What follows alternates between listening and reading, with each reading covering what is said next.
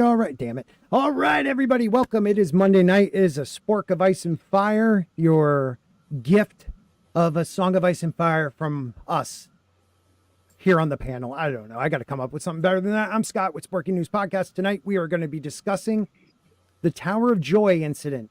And there is so much going on in this fever dream, people talking about it, other people's family members that died, them talking about. There's so much going on that I don't even know if anything we've heard of the Tower of Joy is even true. So we will discuss that tonight. We'll also talk about a little bit Game of Thrones spinoffs. The Hedge Night gets its 2025 release date, so we may talk about that a bit. But with me tonight, we have everyone that I love. Where's Mason, though? But we have the lovely Miss Martin Muses with us. How are you? Oh, I'm doing fantastic. Great to be here, as always, on the Spork of Ice and Tire. Ice and Tire, absolutely. Oh, that says fire now. It did say tire before. Fantastic. Thank you for being here. Stig, also, he is the true lord and king of the realm. Thank you for being here, sir. Oh, you're welcome. I happen to be a very humble king, though, so it's fine. Yeah, you are. And you're also, a king that stays up late for his people. So I appreciate that. It is probably what, 1 o'clock in the morning? Sleeps. Is it 1 o'clock or 2 o'clock there? 2 o'clock. Dang. Good. Ooh. God bless Does you. That make you does that make you the Night King? Oh. Awesome. Lord of the Morning. Lord of the Morning, yeah. With her bad takes is Bad Takes Bojan. How are you? I'm doing great. Glad it's a Monday, or glad that Monday's over, whichever way you want to look at it, and happy to be here. We're happy to have you. And last but not least, Sir Gregor McGrant. Hello. How are you, sir? Wow, my Doing child is good. here. 1 second, I'll be right back to say goodnight. But talk about yourself. No, happy to be here. Love talking all things Song of Ice and Fire. Don't know as much as Stick does, but I'm trying to learn. I'm sure you know way more than I do. No, I research everything we're going to talk about an hour beforehand, just so I've got it in memory. Don't then you after worry. the stream, I forget about it. I know enough. And also, one man. I just go ahead. blurt it out confidently and hope it's right. You know what? And that's important in life. If you say it confidently, most people I mean, it. it's kind of like like blueberries are actually a vegetable. Nobody wipes before they poop. What? I guess that doesn't make sense. I never thought of it like that. All right. We have one-man show here tonight. We have the lovely Sherry, the queen of memes. Big shout out to, and I always forget to hashtag these guys because they're the best. Legion of Memers out there. There's a bunch of them. She's the queen of it. Alex Moore is up in the house. Thank you, Alex, for being here. The Bosco Scenario. Welcome. How are you, sir? Great channel. Check him out. And others will be along. We love it. And it has been what now? Oh, Ancient One, thank you for being here. It's also been 4,605 days since the Dance with Dragons. That's 12 years, 7 months, and 8 days since that was published. So anytime now, right? So if you started school when the last book come out, you've already graduated. I've had 3 kids since. I've had 3 kids since. Oh my gosh. Yeah, 3 kids. Dave, what were you going to say? Did Patrick Rothfuss release a new book, his 3rd book? Or Oh, is it due? Because he's actually been slower than Martin. I know you brought that up once before. What's Yeah. that book series? Wise Man's Fear or something. Okay. But because his 2nd book was released a little bit before Dance with Dragons, Mm-hmm. and it's nowhere near as complex. So he's actually been slower than Martin. That's And, pretty and impressive. he's been on YouTube playing board games with Will Wheaton and stuff. So like, but he gets a free pass though. Yeah. So Wise Wise Man's Fear. I preferred the movie Wise Man Can't Jump. Why does he get a free pass? I don't know. I guess. Well, you know what? Maybe because Martin's more well known with his series. I mean, he's like a household name. So, and also, I don't know. I'm just waiting for it, but we're not going to get into that talk. No, we are not. We're going to talk. Okay, I was about ready to say one thing, Stig. That other dude probably doesn't taunt his fans every month either. Mm-hmm. Insults them by doing stuff with Will Wheaton, so it's bad enough. Well, that's That kind of is worse, isn't it? Yeah. Ancient One, I don't use Discord. I think I have it. I don't use it. But if you have X, DM me there and we'll talk. Ancient One actually is ancient. He's so old that when he went to school, there was no history class. No history. Wow. It was just called The Present. Yeah. So Tina, you Martin shared Martin this, has right? plenty. Oh gosh, yes, I think it was. Yes, I did. Sorry. Okay. I was going to say that Martin shouldn't feel too much pressure. There were 234 authors who posted books posthumously, so we didn't even need him alive to get the books. Yeah, Robert Jordan being one of them. Yeah, Robert Jordan, but he, like Robert Jordan made sure there was enough notes and everything. Correct, Stig? Like he Oh, cared. hell yes. Yeah, Brandon Sanderson had like a crate of fully written pieces of paper and stuff. You know what? Tolkien's released more books after he died than before. That's crazy. That is crazy. So we find out from the head guy over at Warner Brothers Discovery, David Zaslav, that he expects a premiere for A Knight of the Seven Kingdoms, which is the Duncan Egg series, to be late 2025. So we'll probably get that before we get The Winds of Winter. Looking ahead, Can I make a prediction about that show? Oh, please do. The first episodes Mm-hmm. are going to be the first short story, right? Yeah. When Duncan Egg meets and all that. After that, it's going to be all kinds of filler adventures. Yep. Until they get to the second book, and then filler, and then it's just going to keep going like that because this concept of Duncan Egg, even in the books, is wide open for filler adventure stories. Little side treks they go to, and so it's Just like The Mandalorian.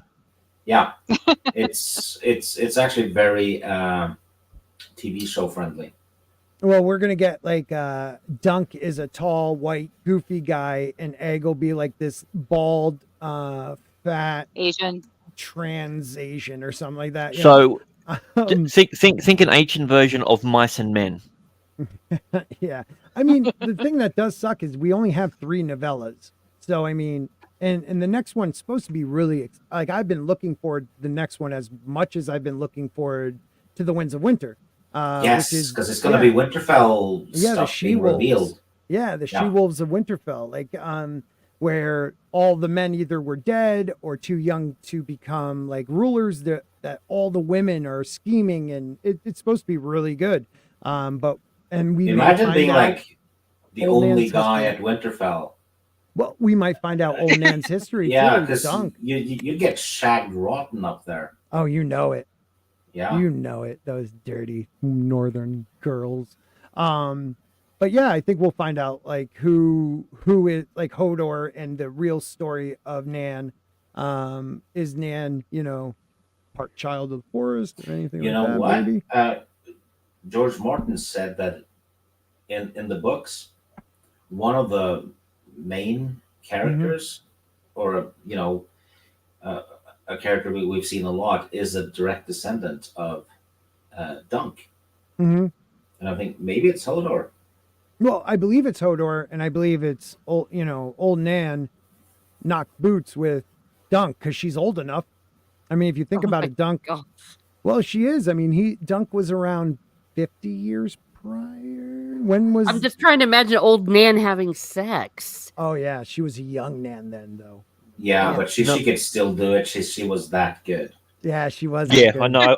I believe that she's got a quick tongue on her, so I They think she'll don't. be good. They don't keep you Yeah. around that long for nothing. And Yeah. all that knitting, she's got it. Great with her hands. Good Yeah. with her hands. Oh shit. Yeah. So, looking forward to this series. I'm willing to give even the Harry Potter series. I'm looking forward to. I give everything a chance.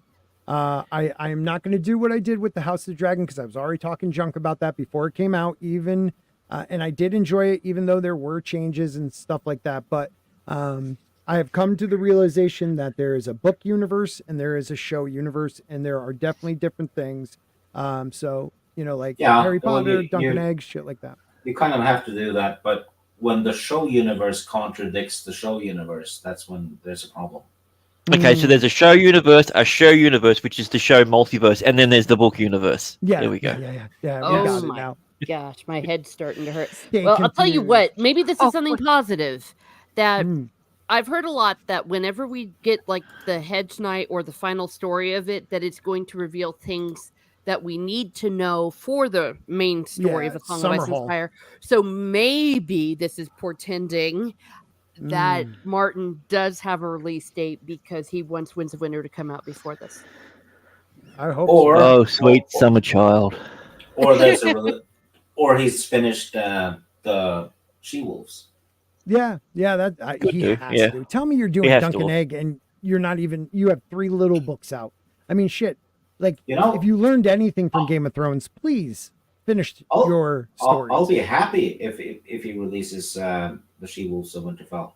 Yeah, me too. Very happy. Yeah, I'll very take excited. it. Yeah, me too. I'll be He very doesn't excited. finish anything. You know Oh, what? did you hear about Dum and Dummer having a whinge about the last 2 seasons of Game of Thrones? No. What was that about? Oh yeah, so they were saying that they felt deflated by the guys over at HBO because they wanted to do the last 2 seasons as 3 movies, Okay. and they said no. And then apparently they were saying, oh, they wanted to film the episodes only in vertical What? for phone phones? users. That's Yeah, it's bullshit. just like they're making up all these weird shit about it. Like Yeah. they felt deflated, so they rushed the last 2 seasons. Look. Fuck a bunch of sooks. Usually there's like both sides and then there's the truth, but when it comes to this, you have HBO and George Martin saying that they wanted more seasons and They Dumb and begged Dumber them to didn't keep want it. going. Right. And then you Well- see how they act during the last season, like how Dumb and Dumber were just like not even involved really, and they acted like, avert your eyes, they're walking in. It's the reason that HBO Warner Brothers are no longer doing exclusive showrunner contracts because of that. Right. So that Yeah, way, which is if smart. someone wants to Move completely on. end it and go away or move on, they Yeah. can go. Well, we can continue the thing, but they couldn't do anything. They Right, had a I know. contract that said it ends when we say it ends. Yep. I think it's HBO who's doing the Joe Abercrombie book. I hope so. Yeah, I I hope think so. so. I got to start that one. I have it on my phone. All right. Well, let's get into the Tower of Joy. Thank you everybody for being Which here is tonight. which is a place in Westeros. It's not a porn title. No, it Oh my God. kind of was. No, yeah, it is a place in Westeros in a really strange location. And Dawn. only talked about really by very few people know of the Tower of Joy, and even less know what happened there. When you take into consideration the event that happened. They said that happened there, where you have Eddard Stark and 6 of his companions taking on 3 of the legendary knights, King's Guards, and only Ned and Howland Reed living at the very end. You would think more people would have heard of this, but very few know of the actual Tower of Joy incident. I don't think that's the thing. Having the head of the King's Guard there, that would be massive news. Mm-hmm. One, he's not defending the king, Well, the I mean, realm. Like, there was a war going on, and right, you have the head of the King's Guard, Lord Commander, and then 2 of the better one of the greatest knights of that era, if not the greatest, Arthur Dane.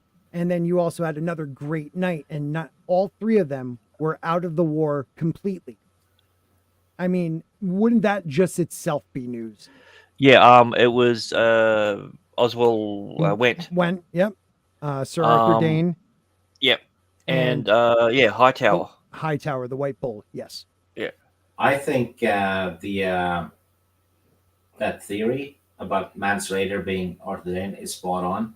And what's his name? That the guy John was forced to kill. Yes, Corin Halfhand. I think he is one of them. Yep, and then also who else? Tormund Giantsbane. Yes, and I think you're absolutely right. There is definitely clues to that.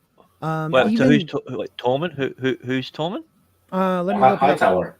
Hightower, was it Hightower? Yeah, I think it was. Went was the more stocky one, so that would be Corin Halfhand. Because yep. I didn't see that. Take a look at the official pictures of the men. They all look like aged up versions of those 3 men. Also, Tormund keeps saying stuff that he shouldn't know. Yep. Because he's from above the wall. And Arthur Dane, it makes a comment too where he says, we do not bend our knees easily. Talking about, bending their knees to the usurper or to Ned, anyone. We do not bend our knees.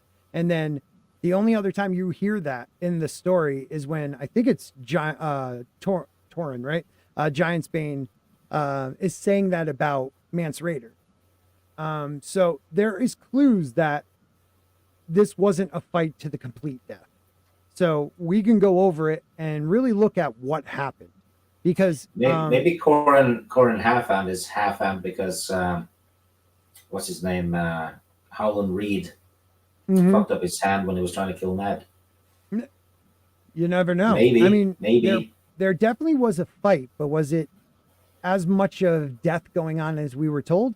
Some of the weird things are in Ned's recollection, and I don't know if it's in the fever dream or when he's actually recalling it, but the faces of his companions, men he grew up with, men he fought with for the last 2 years, friends, he couldn't even remember their faces, but yet the 3 Kingsguard were bright and he can remember every detail of them.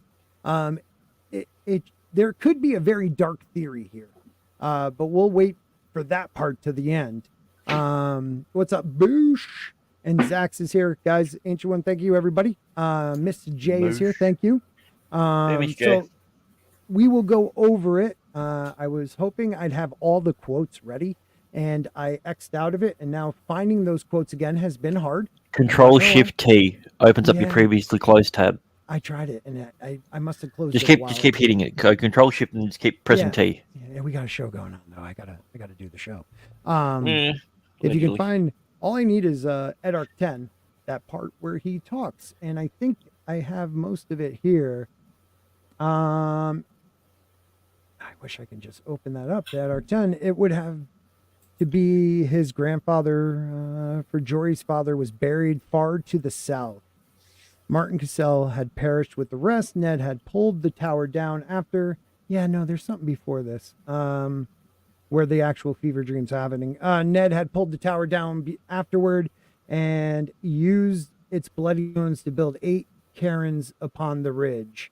It was said that Rhaegar had named the place the Tower of Joy, but for Ned, it was a bitter memory. They had been 7 against 3, yet only 2 had lived to ride away. Eddard Stark himself and the little Crannig man Howland Reed.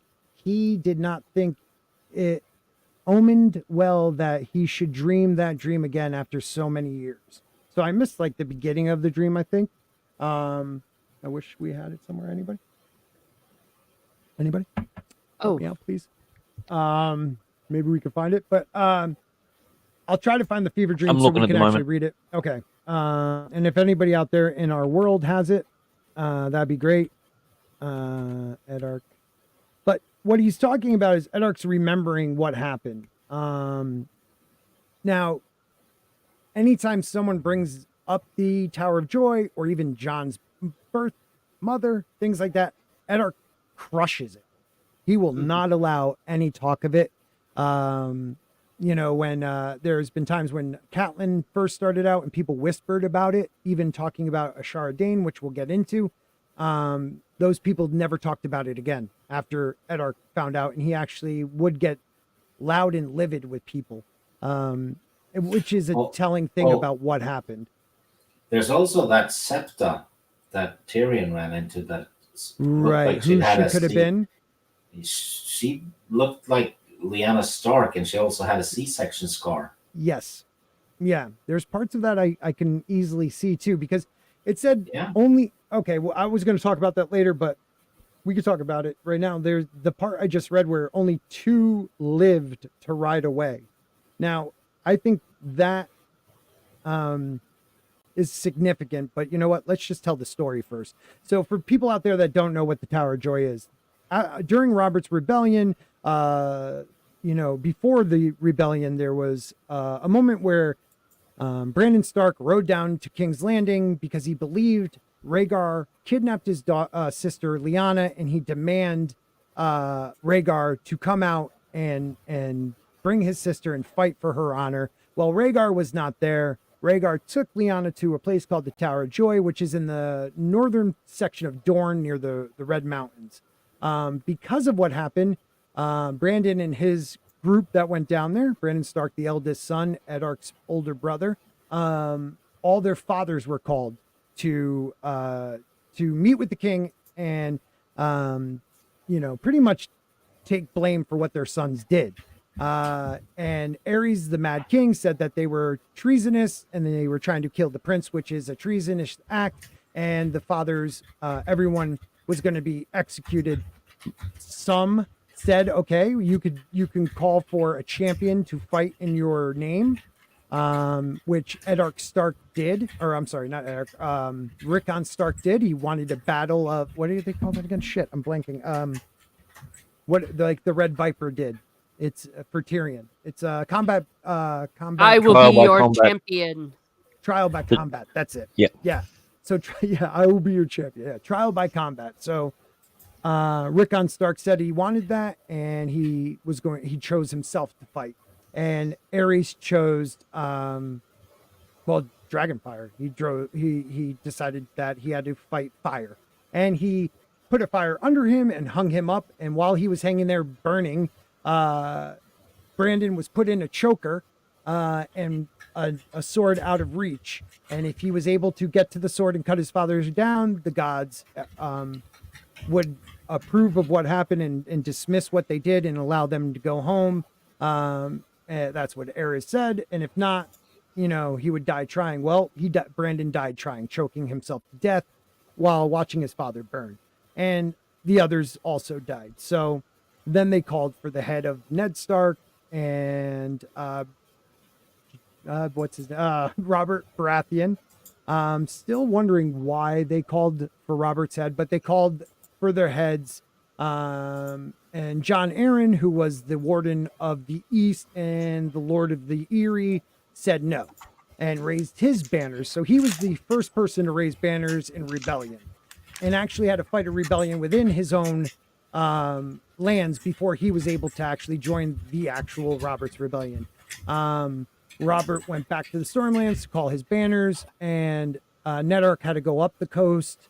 Had a couple crazy moments where, like, he got in a boat and there was a massive storm, killed the man driving the boat, but not the daughter. The daughter got him to land, cut through, got to his banners, went down to River Run, married Catelyn Tully, who was actually betrothed to his brother while John Arryn married her sister, and then proceeded down to meet with an injured Robert and save his life and start fighting the battle. So after the battle's all over and they've won the war, there's a fight with Robert and Eddard at King's Landing about killing Targaryen babies. Eddard leaves, goes to help raise the siege of the Stormlands. It's House Baratheon's home, Storm's End, where Stannis has been starving and holding them off for a very long time. He's able to end that siege, help them Because he's get the food. man. He is the man. Get food and aid. And then he takes him and 6 of his friends, goes to the Tower of Joy to rescue his sister, ends up meeting the 3 Kingsguard, fight them. Eddard and Howland Reed are the only ones to survive. Goes up, his sister dies, most likely giving birth to, most people say, Jon Snow. Then Eddard decides to go all the way down to Starfall, which is about 300 miles the opposite direction than going home, to drop off a sword. And right before that, he rips down the tower and buries his friends, which is very against Northern culture. Goes to Starfall, gives back the sword, gets a milk wife to feed the baby, his bastard, while they love him down at Starfall, even though, Arthur Dayne was killed by him and Shara kills herself. They still love the guy for some reason. And then he goes 300 back, and then all the way up to the north, which must have taken forever. Or if it was season 7, 3 days. Not even. Yeah. That, and that's the crazy story in a nutshell, I guess. And the way in which a lot of it's told, the way that George does his writing is like through memories and through dreams. I like that. So it leaves a lot for interpretation. Like, it doesn't necessarily say that his sister died. She was in a bed of blood, is how it was worded. Right. And that's an old terminology for someone who's giving birth, which I didn't realize. But it could also mean she was literally dead in a bed. We don't like. So I like that idea that Well, you know the what? ambiguousness of it. Mm-hmm. A C-section would make a bloody bed. Yes, it would. Mm-hmm. So, by saying that a bed of blood could also just mean a birthing bed, is it possible that Lyanna is still alive somewhere, but she begs her brother to, Yeah. take the baby for safekeeping? I can't marry Robert. I was in love with Rhaegar, and And very much so. there is that scepter that Tyrion runs into with the Yes. C-section. Yeah. That looks kind of Starkish. Interesting, because That's that's a true. cliche when goes off to a nunnery because the love of her life is dead. And I know what you mean, Bad Take Tina, because not to get too gruesome about what happens after a birth, but that could definitely be. And they were misdirecting us with the "promise me, Ned," because I always assumed that it was "promise me that you'll look after Jon Snow and lie about the parentage and all that." But that's mainly the TV show that's maybe messing with their brains, but it could mean something completely different. It could be promise me to tell Robert I'm dead. Yeah. That's the thing. That's what I'm saying. Like, the ambiguousness of it allows for interpretation. It could even be that George did that on purpose because he didn't know what to do, or he has multiple scenarios, which he's admitted to doing in the past. Right. Um. Well, let me read Eddard Stark, the Fever Dream. Okay, I believe this is the first mention of it in Eddard 10. So it says, they were 7 facing 3 in the dream as it had been in life, yet there were no ordinary 3. They waited before the round tower, the red mountains of Dorne at their backs, their white cloaks blowing in the wind, and these were no shadows. Their faces burned clear even now. Sir Arthur Dayne, the Sword of the Morning, had a sad smile on his lips. The hilt of the great great sword Dawn poked up over his right shoulder. Sir Oswald was on one knee, sharpening his blade with a whetstone. Across his white enameled helm, the black bat of the house spread its wings. Between them stood fierce old Sir Gerald Hightower, the White Bold, the Lord Commander of the Kingsguard. I looked for you on the Trident, Ned said to them. We were not there, said Gerald, answering. Woe to the usurper if we had been, Sir Oswald, said Sir Oswald. When King's Landing fell, Sir Jaime slew your king with a golden sword and wondered where you were. Far away, says Sir Gerald. Or Ares would yet sit the Iron Throne, and our false brother would burn in 7 hells. I came down on Storm's End to lift the siege, Ned told them, and the Lord Tyrell and Redwine dipped their banners, and all their knights bent the knee to pledge us fealty. I was certain you would be among them. Our knees do not bend easily, said Sir Arthur Dane. Sir William Derry is fled to Dragonstone with your queen and Prince Viserys. I thought you might have sailed with him. Sir Willem is a good man and true, said Sir Oswell, but not of Kingsguard. Sir Gerald pointed out, the Kingsguard does not flee, then or now, said Sir Arthur. He donned his helm. We swore a vow, explained old Sir Gerald. Ned's wrath moved up beside him. Wraiths moved up beside him. With shadow swords in hand, they were 7 against 3. And now it begins, says Sir Arthur Dane, the sword of the morning. He unsheathed Dawn and held it with both hands. The blade was pale as milk glass, alive with light. No, Ned said with sadness in his voice. Now it ends. As they came together to a rush of steel and shadow, he could hear Lyanna screaming, Edark! She called. A storm of rose petals blew across a blood-streaked sky, as blue as the eyes of death. Lord Edark, Lyanna called again. I promise, he whispered. Leah, I promise. And then it ends with, it does end where Lord Edark, and then it was actually, he's hearing the voice of somebody waking him up. There's a lot to pick out of that. I don't know if anybody wants to start or if you want me to pick a couple things I've noticed that I didn't notice before rereading it again for like the 19th time. What did you Well, there's a notice couple differently? things. So, first, one of the things that popped out at me is when Lyanna screams, Edark, she called. A storm of rose petals blew across blood-streaked sky, as blue as the eyes of death. Now, what has blue eyes and we think of death in this world? White Walkers. White Walkers, the others. And what's blood streaking across the sky right now in Game of Thrones? It's The comet. meteor? Comet. Yeah, the comet. So it's almost like he either knows more about the White Walkers than he even admits to himself, or it's not just a fever dream, but it's almost like a premonition dream of what's to come. Or he's remembering kind of maybe like a little prophecy Mm-hmm. you might have heard. That was another thing, a discussion he had. Because don't forget, Martin tells us fever dreams, you can't take them so literally, and many things could be skewed.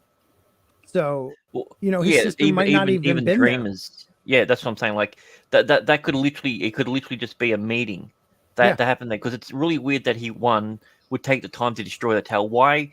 What's significance to destroying the tower? Yeah, and instead of they say he brings his sister's bones back, then why not your 6 compadres? Why didn't you boil them and take their bones back for their loved ones, knowing how much that means in the north? Oh, but and yet you buried them in the south. Also destroying the tower. Yeah, that would take ages. So maybe some children of the forest were involved. It could. Well, let's not forget. I don't know. Howland Probably Reed not. Well, maybe though. Howland Reed is the first person in living memory, so people don't even remember the last time someone was allowed on the Isles of Faces to visit. So in the God's Eye, which is the lake right in the middle of Westeros near Harrenhal, there's the Isle of Faces, where the pact between the First Men and the Children of the Forest happened at the end of their war to bring peace so-called peace, and there's the green men that are stationed there to remember and also protect those weirwoods. And he is one of the only people in living memory or in the last 1,000 years that was allowed to visit there. And when we first meet him, when he's getting beat up by the squires at the tourney of Harrenhal, he just left the Isle. So it's kind of funny that he doesn't know any of these people until that moment, and he's a part of so many major moments in this story. You know, without Lyanna helping him out and getting to meet him, she may not have entered the tourney herself, you know, as the Knight of the Laughing Tree, I believe it was. He shares a tent with Ned. He's at the dinner where Lyanna first sees Rhaegar playing his harp, you know, like all these major events. He's now at the Tower of Joy.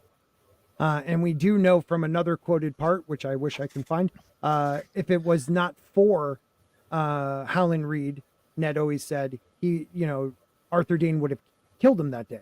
So many people go back to the show. Oh, he stabbed him in the back.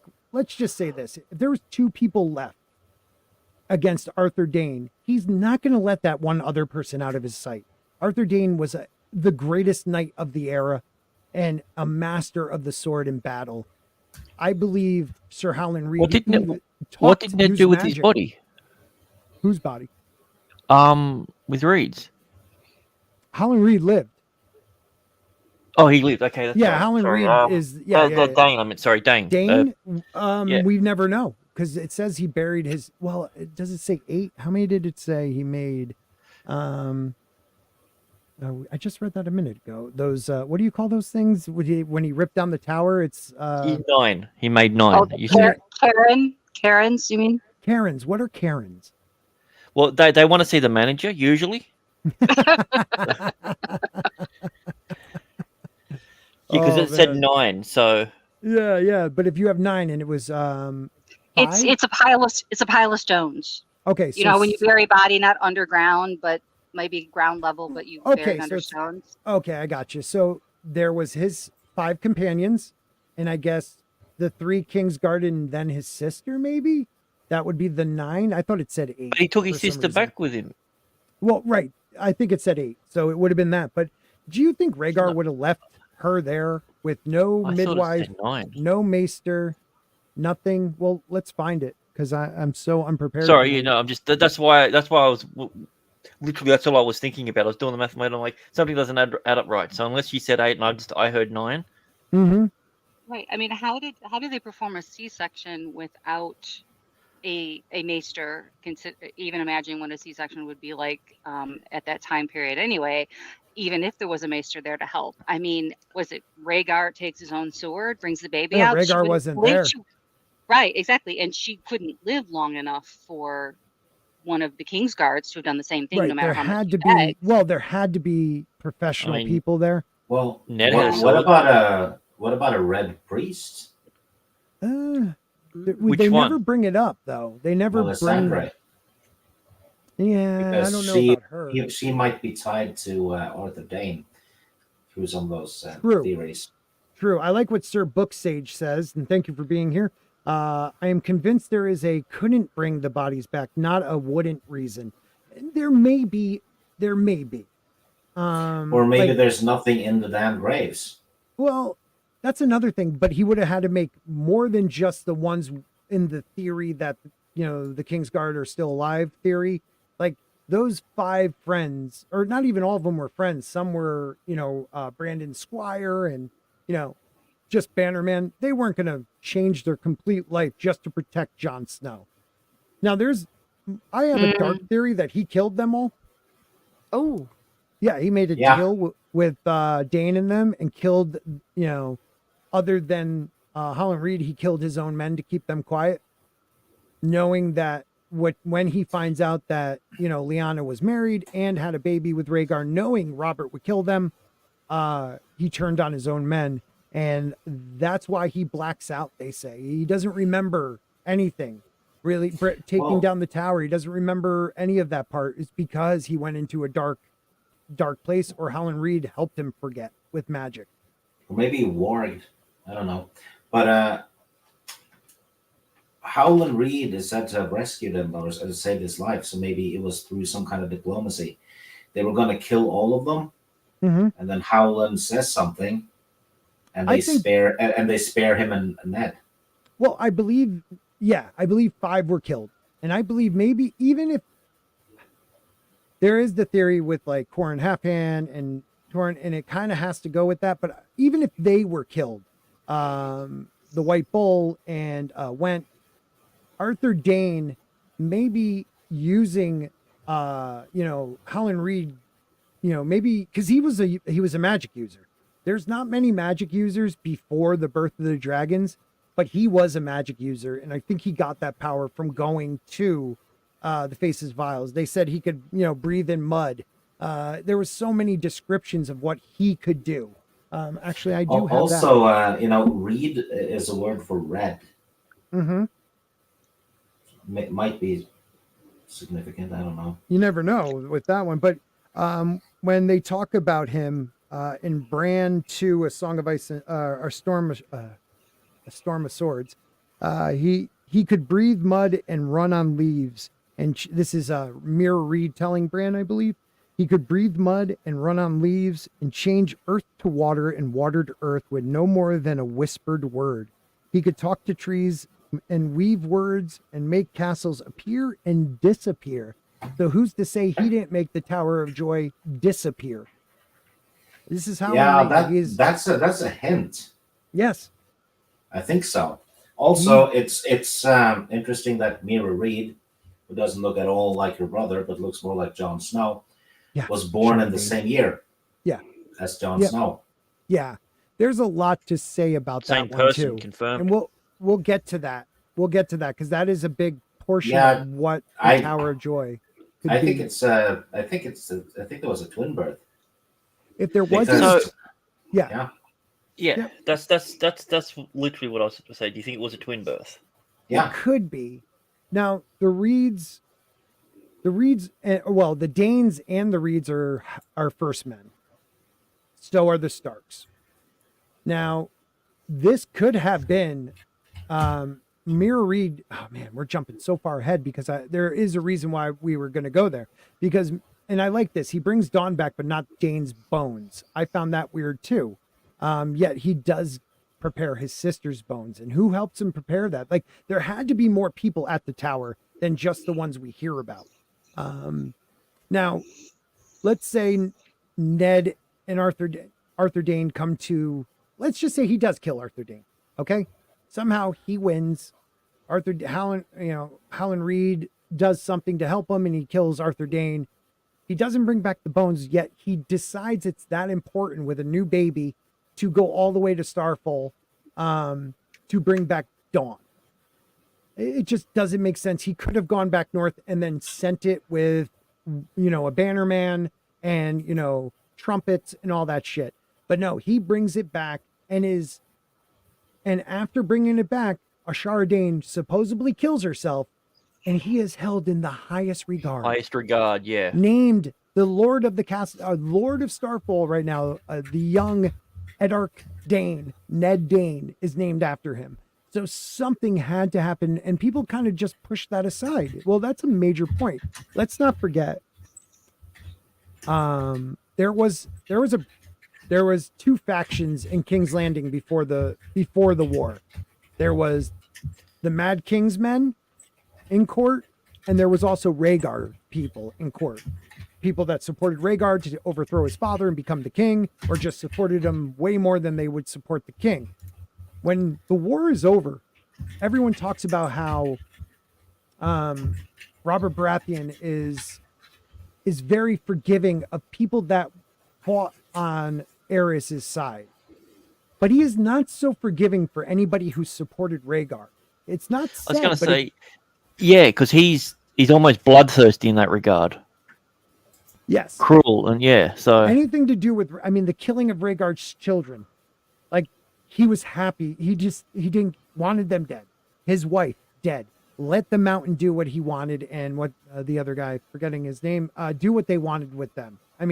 Just a horrific murder. And Robert has no issue, but yet he brings his own maester to go see Barristan Selmy, who fought against him on the Trident to make sure he doesn't get hurt, and then takes him into his Kingsguard. So, knowing this, Arthur Dane and Ashar were deeply involved in the Rhaegar faction. I mean, Ashar Dane was a handmaid to the Princess Martell. I forget her first name, but Rhaegar's wife. Arthur Ariana. was his best. Yeah, thank you. Arthur, what? No, her name's not Art. That's the one that's still alive. Rhaegar's wife was not Ariana. Anyways, very involved with Ella? and Arthur. Who? Ella? Bella. No, Ella. Ella. Elia? Elia. Yeah. Elia. I knew it was something like that. Oh shoot! I did it again. Oh, that's what I meant to do. Yeah. Because her kids were Rhaenys and Aegon, right? That was the kids' names from memory. Yes. Yeah. So you take that into consideration. Even if they did survive, they would have had to go in hiding, or they would have put their whole family at risk of Robert just taking them all out. So wouldn't it be convenient for them, if they did survive, to have them seem to be killed and go somewhere else? There's so much that goes on. I wish I had all the goddamn quotes so we could read them. There's the one where Edark, he's talking about Jory. Jory died, and he then thinks about Martin Cassell, who was Jory's father, had perished with the rest. Ned had pulled the tower down afterward and used the bloody stones to build 8 carrions upon the ridge. It was said that Rhaegar called it the Tower of Joy, but for Ned it was a bitter memory. They had been 7 against 3, yet only 2 had lived to ride away. Edark Stark himself and Howland Reed. He did not think, we talked about that, but what's to say in their idea that to live, Edark Stark lived, Howland Reed lived, but the name, the person Arthur Dane was killed, but he became somebody else. He didn't say curious murdered or wording. killed. Yeah, it's very curious wording. Also, back to the first one I read, when you guys were asking me things I noticed, when they were talking about, I didn't see you on the Trident, when Ned said, kind of provoking them. I didn't see you on the Trident. I didn't see you there. I didn't see you at Storm's End. And they said we were far away. So Sir Gerald answers that. We were far away. But why wouldn't you just say we were here at the tower? Why does he say we were far away? Because that indicates also distance to where they are now as well. Right. They may not have been at the tower the whole time either. You know what I mean? There might be more to that than we know. Because these are 3 of the greatest Kingsguard, and Aerys not having them by his side, but yet Rhaegar goes back. Not enough people question that within the story. Do we know exactly where the Tower of Joy was? That's another thing. We know approximately, but because of destroying it, and the Targaryens being killed, the only other people that knew were the people that were there, because not many people even knew of it. It's weird that it's up in Dawn. Mm-hmm. So let's just Summerhall, though. That is weird. Yeah, but let's take the assumption that, all right, the Tower of Joy is real and everything happened. What if the location was different? How different would that have changed how he moved around? Because that would make that you could make a lot more sense, don't you think, if it was in a different location? It depends where that different location was. For him to leave the Tower of Joy and go directly the opposite direction to Starfall with a brand new baby, the bones of his sister, all this stuff, and to just drop off a sword, there has to be a deeper thing that happened there. Would have been cooler if it was on the Isle of Faces or something. Mm-hmm. Very cool. That would be cool. I read kind of related to this when we were talking about why were the Kingsguard there if it wasn't for Rhaegar's son? And it makes a lot of sense because somebody in Quora says, this is from years ago, but in the book, Ned speaks with all three Kingsguard and mentions a list of places Kingsguard might have been otherwise. King's Landing with Aerys, the Trident with Rhaegar, Storm's End with the Tyrells and Wedwines, or Dragonstone with Viserys and Rhaella. The last one is a kicker because while Rhaegar's orders may have gotten the men to stay at the Tower of Joy up to a point, those orders should not supersede the priority to give Viserys, who should now be the Kingsguard's new sovereign.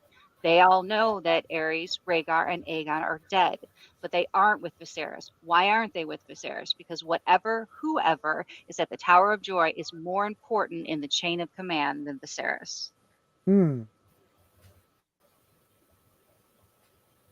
What do you get from that? I get from that it's even more proof that the baby, whether it's Jon Snow or not, has to be Rhaegar's son. Because if it's more important for them to protect Rhaegar's son than it is to go protect the new sovereign, Viserys, over in Dragonstone. Right. That's another thing. They did not make a pledge or a vow to, when they bring that part up, the Kingsguard does not flee then or now. We swore a vow. Now, their vow is to protect the sovereign king, and he just died in King's Landing. Now you have the Crown Prince dead also. But it seems to me that the Crown Prince made them swear a vow to protect Lyanna and his unborn child. And that's why they did not leave her side, if everything at the Tower of Joy was what it seems to be. Mm-hmm. So that makes sense. Why didn't they go to Dragonstone when they found out? Because there was, and they even say Sir Derry is an honorable man, but he's not a Kingsguard. He's not one of us. Do they think Ned's there to kill the kid? Well, that's another thing. I mean, how? Why wouldn't they talk they all know about who they all know who Ned Stark is. They all know he's an honorable guy. He's not, the Ned Stark of the present time, but he is known well enough to be a soft-spoken, thoughtful person. They didn't even give it a chance to talk it out. I mean, that's his sister. I'm not here to hurt my sister.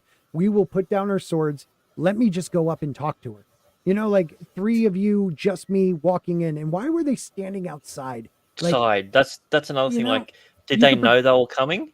Well, even if you knew they were coming, you can defend a stairwell with three guys against seven way easier than you could take on 7 guys out in the open. It was almost like they were telling them, we're here, come talk to us. So my dark theory goes that there is a talk and Ned ends up killing the people he thinks won't hold his secret. Gotcha. I like or that. Or they did a blood sacrifice of those people. They were you really want a red priest to be there, don't you? Well, It doesn't even have to be. That could be old gods too. An old god sacrifice. Well, you know what though? But there wouldn't be any way to like. Go ahead. What are you saying? In Dawn, Either one. would there be anywhere where they could do an old sacrifice? Don't they have to do it near a weirwood? Probably. Yeah. Probably. Yeah, probably. Yeah. Yeah. Yeah, it would have to be like a weirwood stump at least. Yeah. You know what's kind of weird though? I'm looking up the Tower of Joy. It was located at the north end of a place called Princess Pass. So Yeah. Prince. Yes. Yeah. Yes. Oh, That was promised. interesting. Kind of a curious name, Yes. and Yeah, it's in the very red. weird. It's in the Red Mountains, Hmm. and it says The with Reed Kingsgrave- Mountains. Red. Oh, wait. So Howland is also another word for isle or island that's full of mountains. So Yeah, and it also says there's a Howland place Reed. called Kingsgrave to the south and Night Song to the north. So it's between the Princess Pass is between Kingsgrave and Night Song. Hmm. I don't know. It's northern edge of the Red Mountains. Yeah, it's definitely very north. So, but where were they getting supplies? You know what I mean? Like, where were they getting? If this was just a small tower, was Starfall sending shipments sharing maesters. I mean, there had to be more to this than just 3 in Kingsguard, 7 of Ned's guys, Lyanna. You know what I mean? Like, there had to be midwives, there had to be a maester, there had to be more involved in this. It wasn't like she had escaped like a siege or anything and was just on the run. It set it up that she was there to give birth, so she'd been there a while. Right. So no handmaidens, nothing like. It's pretty far away from towns and stuff, though. I'm looking on the map. I do, getting back to like, I do like when we hear about Sir Barristan Stelmy talking about Ashara Dane. We get a little bit more. And this is in A Dance with Dragons. Even after all these years, Sir Barristan could still recall Ashara's smile, the sound of her laughter. He had only to close his eyes to see her with her long dark hair tumbling about her shoulders and those haunting purple eyes. Daenerys has the same eyes. Sometimes when the queen looked at him, he felt as if he were looking at Ashara's daughter. But Ashara's daughter had been stillborn, and his fair lady had thrown herself from a tower soon after, mad with grief for the child she had lost, and perhaps for the man who had dishonored her at Harrenhal as well. She died never knowing that Sir Barristan loved her. And we know that Selmy... Which tower? Exactly. They say she throws herself into the falls, but the thing is a lot of people think he's talking about, Ned Stark or Brandon, but he never talks disrespectfully about Ned Stark. Actually talks kindly about him to Dany when she talks about the usurper's dogs at one point. And if Ashara's baby was stillborn, there's just so many things that could have happened. The milk wife that he says is Jon's mother, well, Wilma, I think it is. She may have had a stillborn and was able to then produce milk. Wilma. Because there is a part with where Ned Dane is telling Arya about this stuff. Like, oh, you didn't know his mother was Wilma? Talking about Jon, and he tells of the story. There's so many people that know of it, but not outside of about the Tower of Joy. No, they just know about all the outskirts stuff. Ned liking Ashara Dane and Rhaegar taking away Lyanna, but they don't know the Tower of Joy. How did Ned know where the Tower of Joy was? If no one else knows where it is, how did he know where to look? Is there like a missing piece in here? Because I haven't read this far, so I'm not sure. Like, lots of missing pieces. Yeah. I apologize. I don't have it all.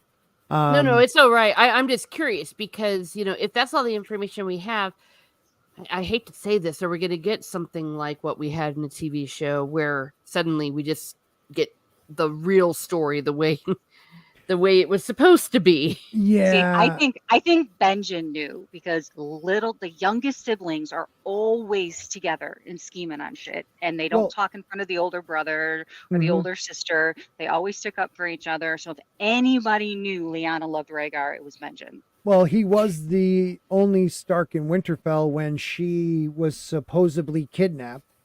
You know what else? If Ned Stark knew more about the White Walkers, as we, you mentioned earlier, right? Right.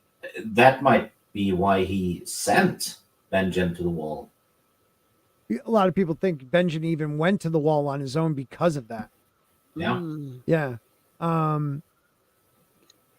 I'll find some more because I'm so mad at myself right now. I was so prepared and I just don't know what happened. I apologize to everybody because this is a really good topic when you have all the damn quotes. We have the Ned, I looked for you on the Trident. I already did that part. I would love to do the, like there's other aspects of this, like Ned looking back on his fever dream is one, and then he has another fever dream when he's in the dungeons. You know, there's a lot where if Lyanna did have a baby, let's say she did, and it's Jon Snow, or she had twins, or I think it's twins. now there is, and I had it. I'm sorry. There is some proof in the books that Howland Reed and Arthur and Ashara Dane had a little connection. So many people believe that she didn't throw herself. She actually traveled back with them disguised as a milk wife because she had a stillborn and she was able to produce milk. Or she gave birth to Mira Reed, one of the two. But let's say the two babies were Lyanna's, and Ashara marries Howland Reed, and lives in the Neck where no one sees them. No one can find it because their castle moves. It's not even in one space. They're, the castle of the Neck moves wherever Howland Reed wants it to go. And they raise Mira as their own. Would all of these people keep the secret, though? That, I mean, there's this, gorgeous woman who's here with purple eyes that is obviously not from the area. They could in the Neck because no one ever leaves the Neck. The only thing, or he is a magic user. He could use a little bit of glamour and just change her eye color. Yeah, well, keyword there, glamour. Maybe the place doesn't move. He's just using glamour spells. That's true. That would make more sense, I think. Yeah. Because all of a sudden someone's actually moving castles. That's way too high magic for George Martin. That's like Harry Potter magic. It's kind of funny too, because her name, Howland Reed's wife's name is Jayana, Jyana. It's kind of like a mixture of John and Lyanna. Interesting. I don't know. It's just some things to think about. And I wish we're going to do this goddamn stream again. And I'm going to have it done. I'll do a video. I'll do like a freaking video essay because I had so many things to talk about. And like, I'm blanking on certain ones. So yeah, just somebody else talk for a second. I'm just going to look for one or two things. Well, one thing that I remember when I was reading Game of Thrones is how Ned had such a visceral reaction to Ashara Dane, and to me, I always felt like it was far more than his wife bringing up his ex-lover. And forgive me if y'all maybe have mentioned that, but that's just the part that still strikes me about why this is very important, is because you only have a strong emotion if it's something really, really important. And that even just by bringing up that woman's name, it could bring something to light that is so dark and so dangerous, if you will, like that it could get people killed. And he ordered her to never speak of it again. And that was one of the few times that he, pulled the man card, back that that a woman must obey her husband, and he did so with her. That's actually a very, very important thing to point out. It's like if Ashara Dane was dead, what's the big deal if John figures out that's his mom? Right. You know what I mean? Like, it can't be her. And if it was just some girl he met, because Robert is the only man who could make him tell, because he's the king. And he says it was this girl Willa, who worked at Starfall that he, fell for and got pregnant. I don't know, it's definitely not her. That's just that'd be kind of random not to tell. Yeah, your mom's still alive. And instead of just letting you live with her and me supporting you guys, I took you from her. That wouldn't make sense either for Ned Stark. That's like the biggest thing Catelyn has an issue with. She doesn't have an issue that he had a bastard. It's that if the mother is living, he should be with her and not considered part of the family. He did everything but legitimize him. So that is unheard of, to have the bastard living with you and treating him like a son. Like she had You know no what issue else? with him, having a kid. You know what else? Ned did all that stuff, right? During Mhm. the war. Then he rushes back and marries Catelyn. Right. Well, he Do already you married think? her. Yeah. Do you think she might be bitter that his life revolves around Lyanna Stark and her kid, maybe? Mm. And Catelyn's more like a tag along. It's just that, and she knows she's just there for cover or something. But she doesn't know the story. You No, never. but she knows she knows something's going on. Mm, That's right. way more important than her, and that might make her jealous and then resent John.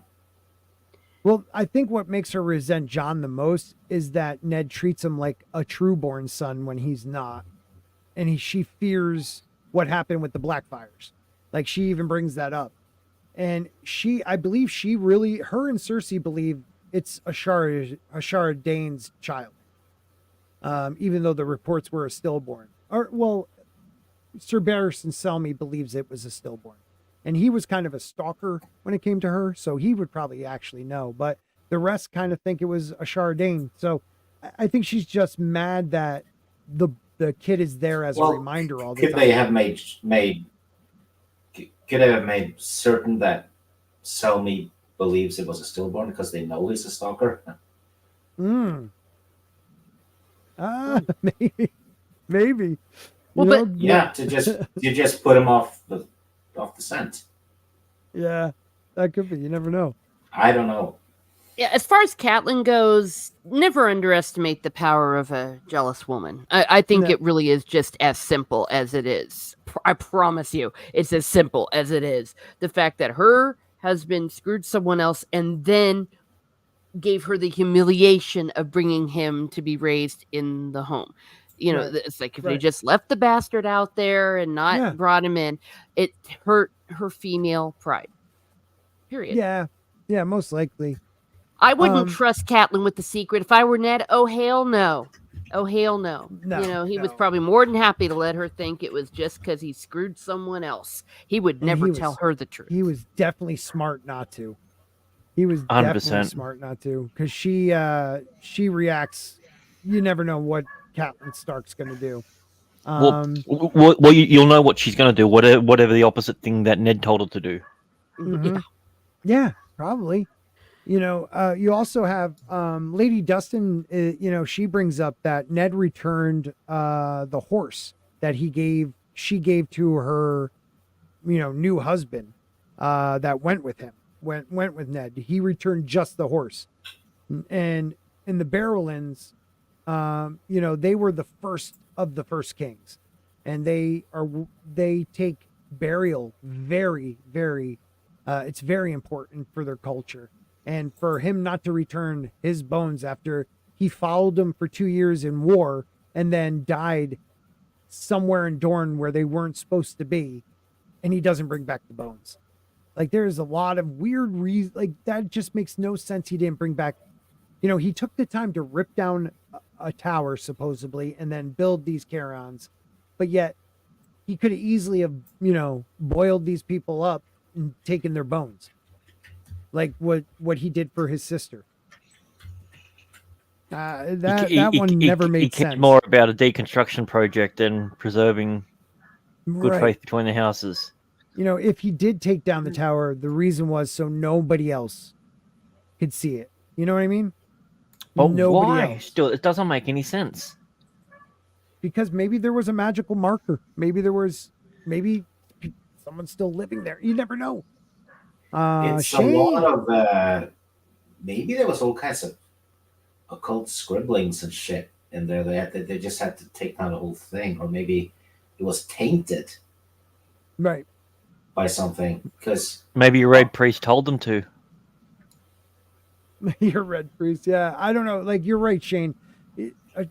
She didn't seem angry that the baby would have been Ashara's. That has nothing to do with it. And not even mad that there was a bastard. It was that he lived in the house like a true-born son. That pissed her off. It was like throwing it in her face. She even says, growing up in Riverrun, a lot of men, had bastards. It's just how it is. So if it was a baby with Ashara, was the expectation to be that he would have left the baby with the Danes? Yeah, probably. Because also Catelyn realizes that, Ned was thrown into a marriage with her. It was supposed to be Brandon, and he had to marry her to get her father's support. So this relationship before, because he pretty much bangs Catelyn and then goes off to war and she gets pregnant. But yet John's a little bit older. So if it was a Shars, she would have known it happened before, them getting married. So I don't think she would have had a problem. But yeah, if it was this Wilma or a Chardane, it should have stayed at Starfall, or he should have stayed. Gotcha. And it would have been cool. I mean, I didn't even know if she would have stayed with the Danes, because back then it was, if you had a child out of wedlock or something, it was very common that you went on a vacation to visit grandma, and then you just came back home and the baby was adopted out to a farmhouse. So, a childless couple. Yeah. Yeah. And that was perfectly okay because it wasn't humiliating. Right. Is there anything about this in the World of Ice and Fire book? About Tower of Joy? Not. I think it only may talk about where some of them died and brings it up, but I don't know. Which and that one's written by the Maesters, so yeah. the Maesters don't know. Right. Which means a lot of stuff was kept from the Maesters, and from you would think that would be of interest to the Maesters, given that Arthur Dane supposedly died there and Lyanna Stark. Yeah, and Hightower went. I mean, 3 of the greatest knights of that era died there, and and the Maesters have no info. Yeah, and Robert doesn't know of it.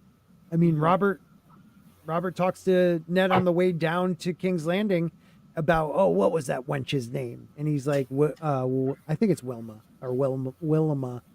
It's Willa, W-Y-L-L-A. W-Y-L-L-A? Yes, sir.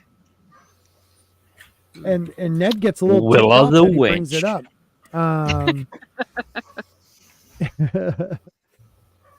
He says, no, she was one of mine. God's lover, black hair and these sweet big eyes. You could drown in them. Yours was Elena? You told me once. Was it Mary? The one, your bastard's mother. Her name is Willa. Ned replied with cool courtesy, and I would sooner not speak of her. Willa, yes, the king grinned. She must have been a rare wench if she could make Lord Eddard Stark forget his honor even for an hour. You never told me what she looked like. And I think he responds, and I never will. Because there is no Willa. She looked like your mum. Bam. I think Robert's misremembering the name because Ned has used different names. I don't know. I think he could have, but I think he only told Robert. So I think he would stick to the same name because Robert wouldn't look too deep into it. He does reply, and it says, I scrolled down a bit, Ned's mouth tightened in anger. Nor will I, Robert, for the love you say you bear me. I dishonored myself, and I dishonored Catelyn in the sights of gods and men. Like, he always makes it seem like it's, I'm not going to talk. Robert likes to be able to poke at him like, haha, you finally did something wrong, like friends do. But he makes sure to keep it just on that level because he knows Robert, if he gives anything away, Robert may want to investigate. But for now, it's just that bastard's mom, Robert's not known for investigating. Look at his family lineage, or his children, I should say. Mm-hmm. Also, in the sight of gods and men. Which gods? Right, which gods? Mm-hmm. You're right. And think about the blue eye thing again. I was just looking at pictures, and for some reason it brought up Tywin when he was laid out to rest. And it's the show, but it does follow the books in this. The Seven always use blue eyes. Mm. It's always blue eyes. Is the Seven actually a religion following the White Walkers? Or is the great other the seventh? which is death. Yeah. So the death of- means blue eyes. And what is blue eyes? But Yeah, the others. that would fit, because when you're dead, it's the seventh one that's kind of affecting you. Yeah. That one is death, and then you're marked with blue eyes. Yeah. I don't think that's a coincidence at all. No, I don't either. It's pretty crazy. It's like some bit of old religion has passed on into, the Christian faith, kind of like, the Christmas tree. Yep. Yeah. Little things like that. And let's going a little farther into Ned going back to Starfall. You got Edric Dane, who is called Ned like her father, speaking to Arya, and tells her. Edric tells her that he saw her father during the Hand's journey while he squired for Lord Beric. He reveals that Beric was promised to his aunt, but that was before he died. Arya thinks to herself, Ned tells her of Willa, his wet nurse, who he said was Jon Snow was his milk brother. And she goes, wait a minute, your brothers? And he goes, no, not blood brother, milk brother, and tells the story of how she was in service of the Danes for years.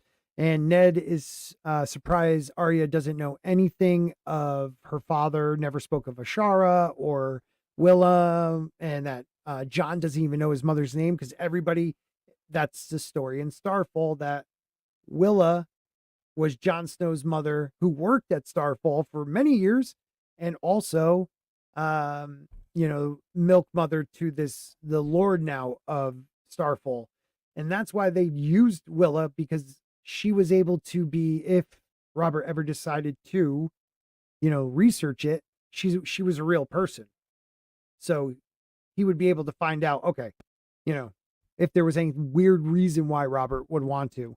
So the story is smart that they did that. He talks about how he believes Edark and Ashara may have fallen in love at the Harrenhal tourney. And he claims that Ashara killed herself over the grief of her brother being killed. Which, again, Ned brings the sword back who killed Arthur Dane.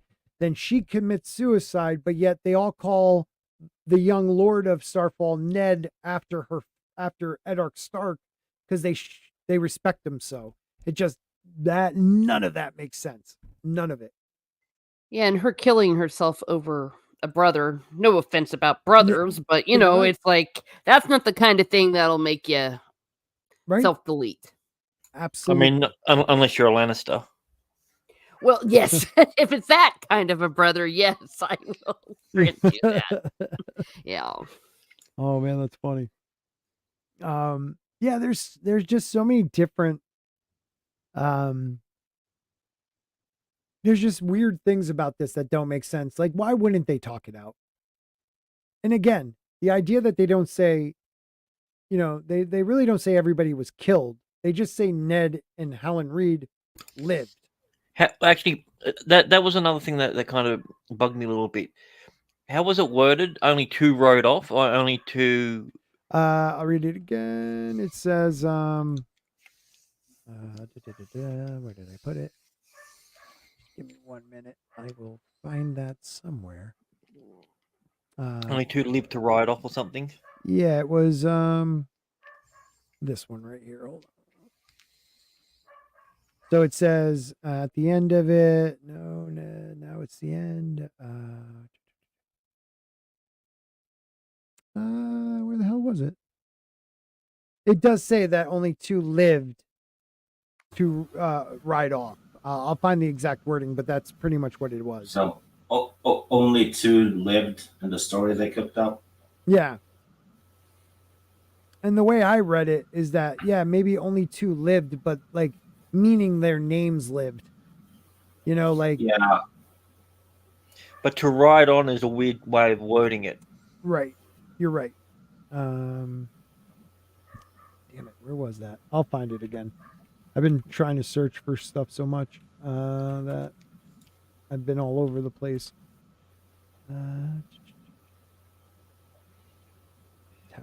That wording though is deliberate to be. There No. it is. They had been 7 against 3, yet only 2 had lived to ride away. Eddard Stark himself and the little Krennic man, Howland Reed. You know, and to me, like, What about the baby? yeah, That- well, that that too. person? He doesn't bring that up. And this is in a dream too, like, you know, or him remembering the dream. And it's also said to be, a dream, an old dream. So it's like, or is it a reoccurring dream that he keeps having of this, or is it meaning the time period? You know, Yeah, because he said it was like bad timing to have this dream again around this time. So he's had it previously before. right? And So if it's if- bad timing, why would a dream be bad timing? Well, You know? Well, I he think it was says an ill what he- omen more. Yeah, that's It what he was- said. He did not think it omened well that he should dream the dream again after so many years. That was it. Yeah. Was he near any Weirdwood stuff when he had it? Not that I know of, because the first dream he had was he had a fever after the incident with Jamie and the horse. Jamie. Yeah, Jamie and the horse. So he was on Milk of the Poppy, but nothing Weirwoody. And then the next Well- one was said to be in the Just before he was beheaded. the dungeon. All of his kids have weird prophetic dreams too, in a way. Mm-hmm. So maybe that's why it's an old dream, because he's had that type of dream since he was a kid. Right. I mean, I don't know. who's to say he wasn't in his own way maybe had some green dreams himself. Well, what if it's Bran telling Ned or showing Ned somehow? I mean, like You never future know. Bran or spiritual Bran, because he was still really little at It that could be. time. It could be future. Yeah, Yeah. future Bran, goes back. And you remember how, I know it was only in the series, but remember how when Bran sees Ned at the Tower of Joy? Mm-hmm. Yeah. He interacts with him. He calls his name. Well, that's in Right. the show. But that's, Yeah, so- I mean, literally in the thing they said that someone spoke his name. In the book, it says that. Someone yells Eddard, and he's assuming it was. But that was when he was cleaning his sword in front of the weirwood tree in Winterfell. That's when Bran is looking through the tree of Winterfell, and he sees his father cleaning his sword, almost cleaning the blood off his sword after cutting that dude's head off, giving a sacrifice to weirwood, not even realizing it. But he said he calls out his father, and in the chapter where Ned hears it, it's almost like he hears something call his name on the leaves or something like that. So when he okay, so when he's had these dreams, was he didn't already know about Joffrey and all that, did he then?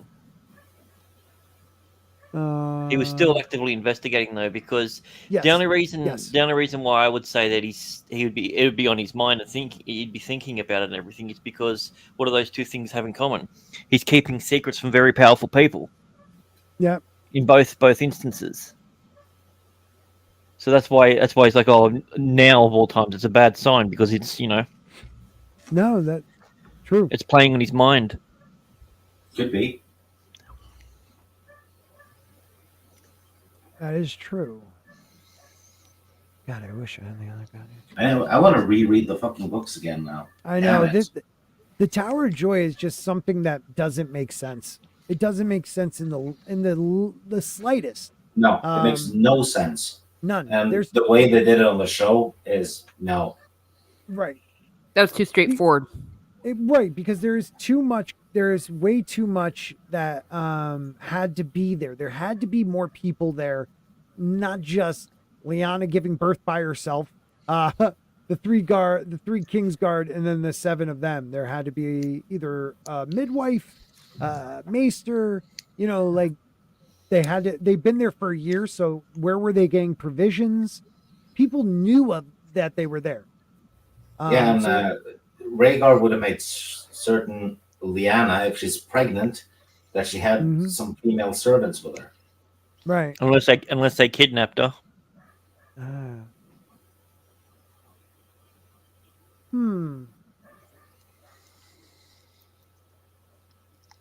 I'm trying to figure out what Shane's talking about here.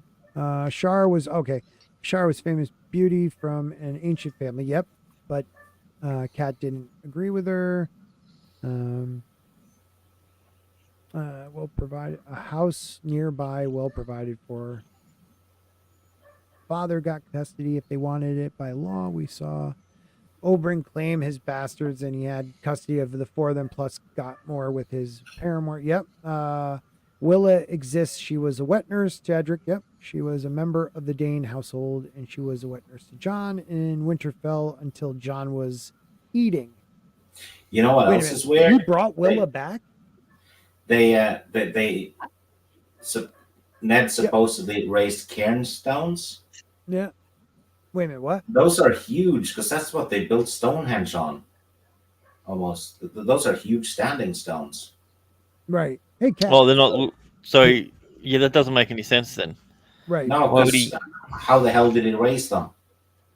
It would take more than 2 men to do that. No, a cairn stone is just a pile of stones over a gravesite or memorial site. It's not. Well, I thought that was Stonehenge. those huge standing stones. It's pretty much you didn't dig too much down, so you piled these rocks over the person, right? Like Yeah, it's, well, that makes sense if you're in the mountains. You know, Mhm. which they were. Yeah, so that's something different. I'm gonna Google this. okay. Yeah, Yeah, you get a please bunch do. of Karen Terrier stuff, but you do finally get the pile of stones. Yeah. Yeah, Shane, I forgot she did. Yeah, she traveled back with them. That makes complete sense. I don't know why I didn't realize that. That would be another slap in the face if she thought that wet nurse was the mother for Kat. I don't know if she Where ever is the thought that. witness now, though?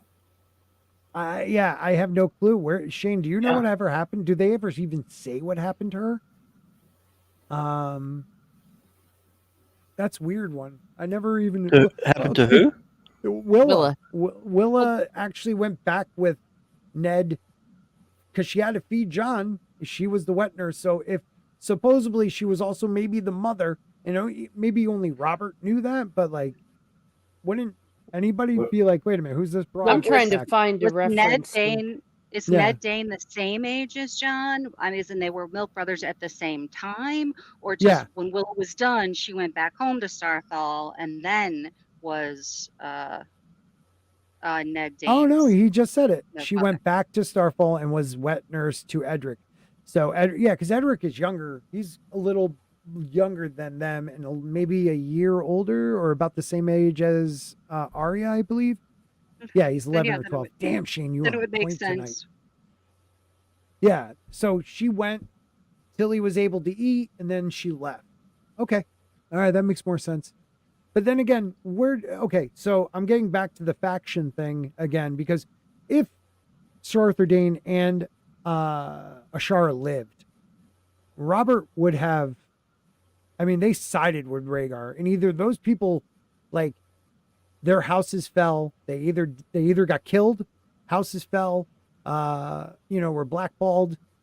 So it was almost like Ned going down there and warning them, maybe also telling them what happened, and Ashara fakes her death and maybe goes back with them to the neck and becomes the wife. Those are some of them that I don't know. And she becomes Willa. She becomes Willa. And remember to hit the like button. Yeah, I don't know any more on the. I love the Tower of Joy. There's just so much you could talk about, even after the fact. I mean, all the things that could have happened. Like I think we said. I think a hell of a lot of the story begins with that. Yeah. Ice and fire. It's a key event. Yes, it's a major event. You're absolutely right. And it almost, some people say, and I don't know where it says in the text, it lines up with, because the White Walkers didn't just come back. They came back recently, but it was gradual, right? Like they made contact in book 1, but there have been talks about them coming back for a while. Yeah. And it could have been the birth of John or whoever. Yeah, but the White Walker attack in the beginning of book 1 is not the first, because the wildlings tell them that it's been going on for a while.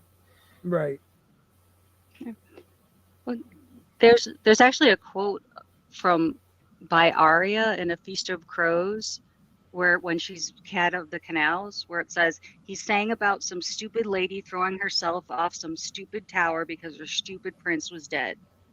That could have a little something to do with it. That was kind of cute.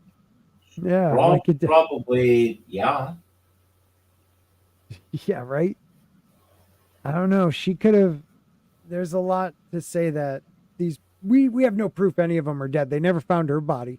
They never found Sir Arthur Dane's body. Like, he returns the sword, but not his body.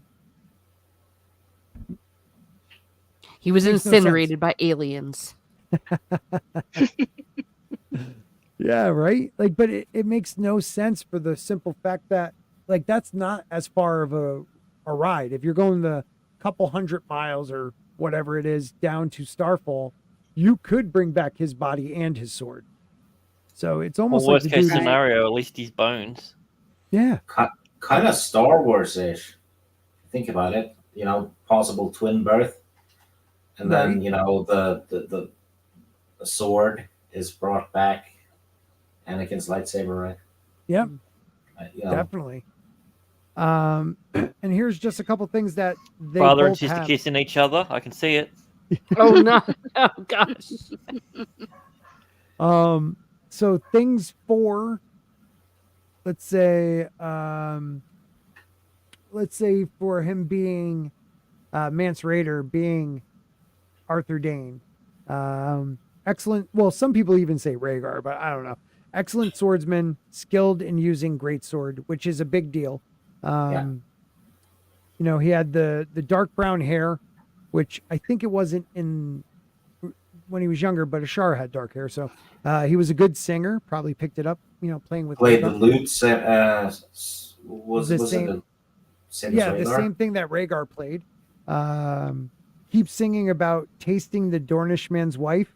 Being from Dorne. How the hell does people that far north know that song?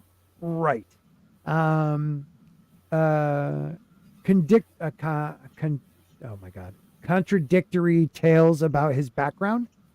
Maybe because they are fabricated by Coron and some others from Northwest Men, in conclusion with Ned Stark and Ned Stark, Benjen Stark, Corin, all of them making up the story. Best friends with Rhaegar meant he knew about what prophecies Rhaegar acted upon. That might be important because it doesn't say that here, but he was trying to bring all those people south. Was Mance Rayder, did he take the black at all? No. Somebody said he was, the story was he was the bastard of a man of the Night Watch and a wildling. All right. Yeah, because I was just because I know they mentioned that he had something to do with the crows, but I couldn't think of what it was. Yeah. Oh, maybe he did. No. Did he take the black for a short period? I think they claimed he was a deserter. Yeah. Yeah, but I don't know. I don't remember that. There are things against it, though. Like people say Alistair Thorne and others were Targaryen loyalists that took the black after the war. They would have known who Sir Arthur Dane looked like, but maybe they didn't. Just because you're a loyalist doesn't know you know what Sir Arthur Dane looks like. Other people are like, well, then why would he give up Dawn? Well, that's kind of a dead giveaway. Right. Like if you're, like, hey, I'm Mance Rayder with Dawn. Yeah, it doesn't make sense. Let's see what other reasons people give. They say Okay, Howard so living north of the it's- wall helped protect John. in that's John's not why he first did it. chapter, Yeah. in Storm of Swords, it mentions that he took the black and deserted the Night's Watch. Yeah. Wait a minute. Say that again. In John's You- first chapter, in a Storm of Swords, Yeah. it provides details of Mance Raider's decision to desert the Night Watch. Oh. Okay. Cam you went and saw Fish down in Cancun. That must have been a dope show. I've seen Fish a handful of times. Good times. Good times. Maybe.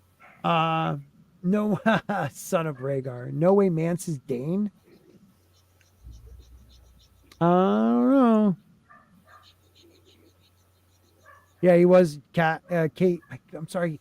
I'm thinking Cat, and I keep saying it, but I apologize. Mance was the Night's Watch for a stint. So yeah. Oh, what was that? Mance Manor was a brother. His cloak was mended with red silk by a wild woman after a shadow cat attacked him. That's right. And he decided to bounce. That's right. His father was a crow. His mother, free folk. They died, and he was found and raised by the Watch. He was a ranger, but deserted eventually for a woman. Okay, but okay. Yeah, it's kind of hard to say he was anybody else then. Yes, that's But saying. is there anybody alive that knows that story though?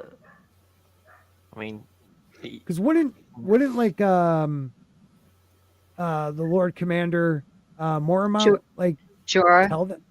Oh, wouldn't Jorah's he tell father, that- right? Yeah, his father. Wouldn't he tell that story? Like let people know who he was? I don't remember him saying anything about it. I might be wrong though.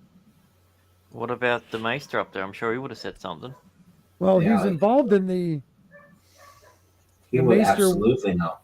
Yeah, he was involved in the whole conspiracy, if anything. I mean, Maester Aemon and Rhaegar were all about that prophecy. So I don't know. That's a tough Something one. doesn't add up. Someone's Right. fucking lying up there. Yeah, I'm with you. Something is weird. And both Mormont and Aemon were very supportive of John, more so than anyone else up there. I Right. think they were just waiting for him to arrive, and I think Benjen helped make it happen. Right. One of the theories is in A Song of Ice and Fire, if you don't witness a death directly, there's a fair chance that the person is still alive. Ned says Howland saved him from Arthur, but the trident in the back idea is a fan made and fueled by the show. So stabbing him in the back. What if Howland Reed said something that caused Arthur and Ned to stop fighting? They're fighting because Ned thinks Arthur is just a guy who helped Rhaegar kidnap and rape his sister, and Arthur thinks that Ned, the guy who led the sack on King's Landing, supported the murder of Rhaegar's other two children. And that's what I was getting at before. Like, maybe that's what all Howland said. Like, why are we fighting? Like, what is the real reason right here? Like, why don't we stop for a second and talk? And he could make mud water and water mud. He could have, like, made them freeze in their legs, like just making the sand turn into mud. You know, Well, everyone can breathe in mud at least once. Yeah, he could turn earth to water and water to earth. So, like, not to say Maybe he smashed the tower. Yeah, you never know. Maybe that's how the tower went down. We're assuming it's a big tower of bricks, but maybe it was a mud tower. Right. Oh no, they said bricks. Never mind. So they used the bloody bricks. Never mind. Oh well. Maybe it was a red priest. Yeah. I mean, So help me. If Steve's right, he will be smug for the next 50 years. He'll be smug until the next book comes out, so another 15 years. Yeah, Oh boy. I'm smug anyway, though. It has nothing to do with being right. oh man. Well, we'll end it there. I know there's more, and we'll get to it. Maybe we'll do a whole. I'm gonna save this one. This guy, D Matthew 827 from Reddit, his reasoning why he believes Mance Raider is Arthur Dane with all the evidence. I'm going to save that page, and make it one on my tabs so we can maybe go over that another day. And did I lose it, son of a bitch? No, I didn't. All right. Yeah. Any last thoughts on this though? I didn't realize it was that big of a topic. Yeah. There's so much more that I felt like talking about, but I don't have the shit I had up to talk about it. So maybe another day we'll do a part 2, the Tower of Joy, when Sporking has actual evidence and things to talk about, because there are other little signs that there was more shady shit going down. Just the idea that the only people to live were a man who went to the Isle of Faces, and the first man to do that in living history, where like magic is like, it's considered a magical place, like, and he's able to use magic before the dragons were even born. Something major happened. What he says, next thing you know, we see Sporking in an improv with Stig Kenobi as we see utter craziness unfold. Yeah, we'll do some type of improv maybe next time. Catch your plane, buddy. Cam, stay safe. But yeah, I appreciate it. Guys, let's Miss Smart Muses, let them know where you are. Are you at 1,000 yet? No, I'm 41 away, 41. So we're getting there for sure. Awesome. So if y'all wouldn't mind, give me a like, share, and a subscribe early and often. Here at Miss Smart Muses here on YouTube, where I talk about what makes me laugh, makes me cry, makes me happy, makes me sad, or just really ticks me off. I've got Pub Crawl coming up this Thursday with Ryan Kinnell, Arcade Outpost. So if you know him from Friday Night Tights or Geeks and Gamers, or just his charming self, please go ahead and hit the reminder. I've also got Mr. Grant Gregory coming up on my Pub Crawl, and I've got more narcissism. We're going to talk about the covert narcissists. So, and of course, more Lord of the Rings. Nice. That sounds like fun. Thank you for being here, guys. If you are not following her channel, please do. Let's get her to 1,000. And Stig, you have anything to say on our way out? Yes, I'm stream tomorrow with Mora, Jade Shadow. We're doing our monthly top 10 favorite movies per year. So tomorrow will be our top 10 favorite movies from 1984. Oh, such a good year. Oh, holy Wonderful, crap. yeah. It's Ghostbusters, Terminator, Gremlins. So many good movies that year. That'll be fun. What time's that at? So many great people born that year too.